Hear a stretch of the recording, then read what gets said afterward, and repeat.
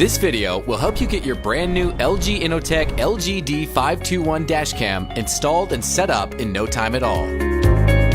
Let's see how it's done. First, let's see what comes in the box. This is the front camera and its mount. This is the rear camera. These are the cords for the front and rear cameras. There are two self-adhesive wire clips, a user manual and guide, and finally, there is a micro SD card and an SD card adapter. The micro SD card is inserted into the front camera, and the SD adapter will allow you to connect your micro SD card to your computer. Before you install the camera into your car, we suggest you update the camera's firmware. Please see your user manual for instructions on how to do so. Now, let's begin the installation, starting with the front camera. Clean the area around the rear view mirror with a damp cloth or cleaning solution. Slide the camera into the mount. Now, identify the spot you will position the camera. The lens of the camera should be in the center of the windshield. Once you have the camera positioned right, remove the red backing off the mount and peel the clear plastic off the front of the lens. Place the mount firmly in the correct spot. Plug the front power cable into the slot labeled DC1224V. Run the power cable to your vehicle's power socket. Now, we will repeat the process for the rear camera. Clean the top middle of the rear windshield and position the rear camera with the lens in the middle of the vehicle. Once the camera is positioned right, peel the red backing off the camera and remove the clear plastic off the front of the lens. Place the camera firmly in the correct spot. The lens must be facing the outside. If need be, twist it until it is facing correctly. Plug the rear camera cable into the rear camera. Take one of the self-adhesive wire clips, remove the backing, and press it firmly at the very top of the windshield. Snap the cable into the clip. Most vehicles have a crevice between the windshield and the headliner. Run the wire along the side of the vehicle in that crevice all the way to the front. Take the second self-adhesive wire clip and stick it on the front windshield at the very top, on top of the front camera. Snap the rear camera cable into the clip. Run it toward the front camera and plug the end into the front camera in the socket labeled R-Cam. The rear cable may have excess length, which could be doubled up in the crevice. Congratulations, your dashcam is now ready to roll. Please do let us know if you have any questions about your camera. Drive safely.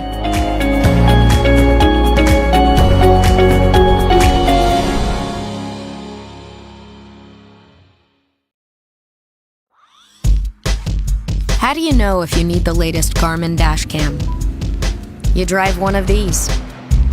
Or this. Over epic distances. Or just to go get takeout. In bumper-to-bumper traffic. Yeah. Okay, Garmin. Save video. To get out of town.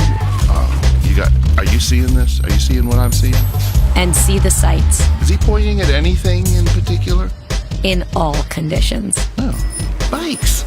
Mom? So, you either need to pick up a full-time passenger with a photographic memory. Oh, I forgot already. Or one of these. Garmin Dashcam. The HD driving recorder that remembers all the details of your drive. Awesome features. Small, that's good. Easy to use. I need that. Okay, now we're talking. Yes, GPS, why not? 1440, that's even bigger. Control with your voice.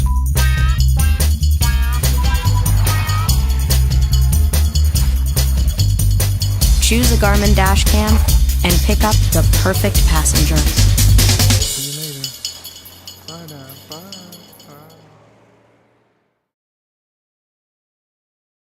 We get a lot of emails from people asking us, well, why don't you integrate all the dashcam features into a rear view mirror camera? So we did just that, the mirror dashcam.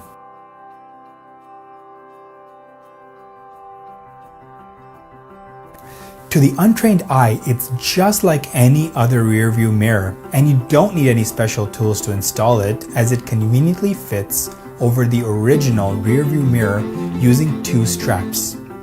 The preview screen is integrated into the mirror.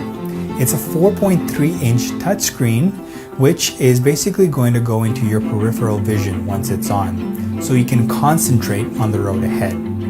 Just 1 or 2 seconds after you start driving the vehicle, the camera will turn on automatically and start recording. So it's truly ready the moment you are. There are many users on the internet who complain that for some reason, many dash cameras don't actually record in very good quality or that the quality is poor. We believe that for a dash cam, the primary purpose should be to record high quality video.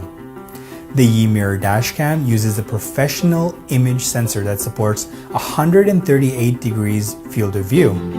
The maximum aperture is f2.0, and that provides 1080p at 30 frames per second full HD video recording. The rear camera has a 125 degrees wide-angle lens and uses an industry-leading 720p camera solution that's clear and stable, providing more safe vision. In addition to your regular driving videos, the eDash camera can also be served as a rear view camera. So when your vehicle is switching into reverse gear, the camera will automatically switch to the rear camera, so you don't have to be worried about reversing into anything anymore. When you have a long journey ahead of you, the eMirror dashcam can provide intelligent judgment based on your driving habits and deliver fatigue driving prompts to ensure that you're always awake while you're driving. And after you install the accompanying eDash camera app, you can also view your saved videos history at any time. Through the 2.4 GHz Wi-Fi, you can actually transmit this saved video to your computer. You can share with the community, your social media, and you can also use it to download and save in case you need it as evidence as needed. Driving for long periods of time can obviously increase the chances of encountering emergency situations. But in the event of an unexpected collision, the eMirror dash camera's built-in 3-axis sensor will detect the collision and record everything, including the moments leading up to it. This footage is then locked from loop recording, and it's going to make sure that you always have it when you need it.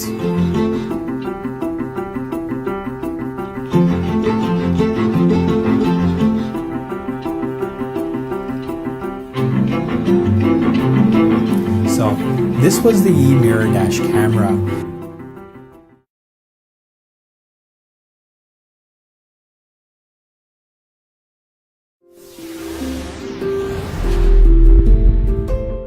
Here is the Vava dashcam, and this is what happens when you don't use it. Lady, what are you doing? What am I doing? You just backed up into me. No, I wasn't. Yeah, you did. Prove it. Did anybody see this? Did you know that a car accident happens every 3 minutes, every day? Which is why we built the Vava Dash, a dash camera designed for drivers everywhere. Whether your car is on or off, the Vava Dash is there to protect. Hello, ma'am. I saw you were on the phone. Oh, no, I wasn't on the phone. Can you prove it? It's always recording when you're driving. Automatically record any unexpected activity when you're away from the car. Oh, Milk Duds. Swivel it 360 degrees to capture every angle and shot with ease. Videos can be captured on the Vava Dash mobile app and uploaded to Facebook or sent via email.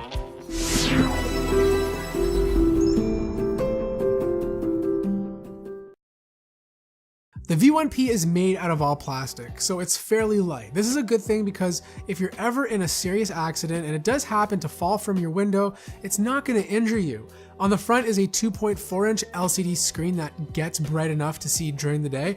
On the bottom you have a mode button which lets you toggle between photo or video playback modes. There's a recording button, a microphone button, and a screen on or off button. On the right you have a rear camera port, GPS module port, USB charging port, and a lens angle adjuster. This lets you raise or lower the camera for a better picture. Finally, on the left you have another lens angle adjuster which provides the same function as the one on the right.